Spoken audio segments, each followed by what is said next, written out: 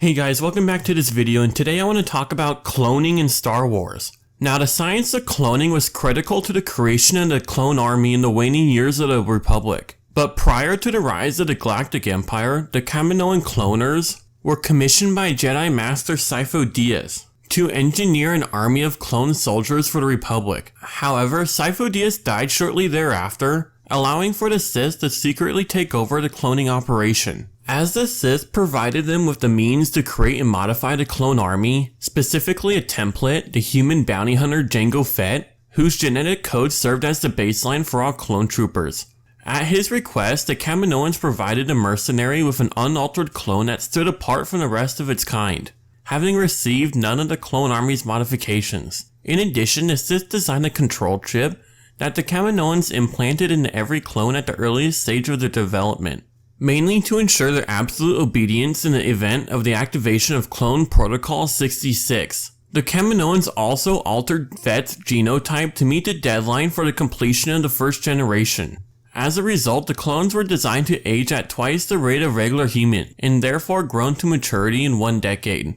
The first generation was ready for deployment by 22 BBY, approximately 10 years after the death of Sifo Dyas.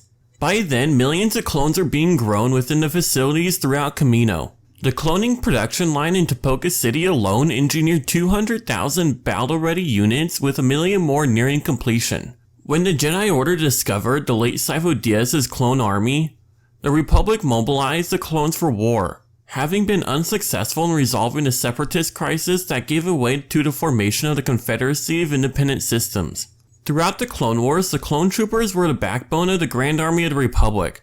However, the option of growing supplementary units was a controversial political issue in the Galactic Senate of the Republic. While Senator Padme Amidala and the other like-minded politicians favored diplomacy as a means to end the conflict, others advocated for the escalation of war, including the Kaminoan Senator Hale Bertoni, whose homeworld gained representation in the Senate as a result of her people's role in the clone army's creation.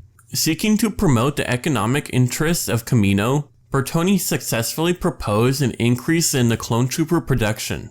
As the Republic's successor, the Galactic Empire inherited the remaining clone troopers. In the aftermath of the Clone Wars, the clones, having served their true purpose to the Sith, briefly served as the first wave of Imperial stormtroopers, before being quietly phased out and replaced by an army of human volunteers.